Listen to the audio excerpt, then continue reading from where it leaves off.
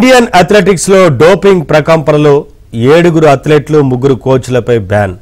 అవును, మీరు వింటున్నది నిజమే.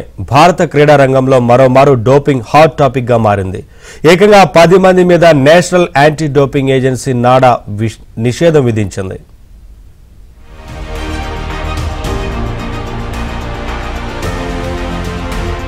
డోపింగ్ ఆరోపణలతో 7 అథ్లెట్లు 3 కోచ్లపై national anti doping agency NADA suspension వేటు వేసింది. జూనియర్ జాతీయ జట్టు చీఫ్ కోచ్ రమేష్ నాగపురితో పాటు 2 అదనపు కోచ్లు కరంవీర్ సింగ్, రాకేష్ లకు జరిమానా విధించింది నాడా.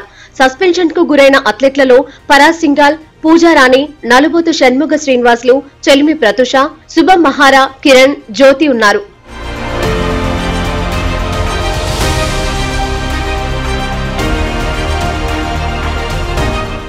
డోపింగ్ పరీక్షలకు సహకరించలేదనే ఆరోపణలతో ఈ 7 క్రీడాకారులను నాడా సస్పెండ్ చేసింది.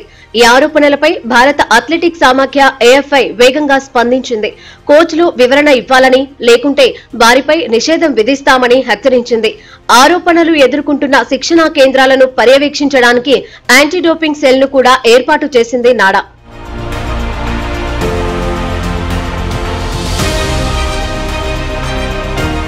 నాడా సస్పెండ్ చేసిన 7 అథ్లెట్లు వాళ్ల కేటగిరీలలో బాగా సక్సెస్ అయిన వారే. ఇక కోచ్ రమేష్ నాగపురి గురించి చాలా మందికి తెలుసు. ప్రస్తుతం ఆయన హైదరాబాద్ లోని స్పోర్ట్స్ అథారిటీ ఆఫ్ ఇండియా సాయికు జూనియర్ చీఫ్ కోచ్ గా సేవలు అందిస్తున్నారు. ద్రోణాచార్య అవార్డు గ్రహీత అయిన రమేష్ ను 2023లో జూనియర్ చీఫ్ కోచ్ గా నియమించింది athletics federation of India. Doping ప్రకంపనల నేపథ్యంలో ఆర్టికల్ 2.9 కింద యాంటీ డోపింగ్ రూల్స్ ను ఉల్లంఘించారనే నేరంపై ఆయనను సస్పెండ్ చేసింది నాడా.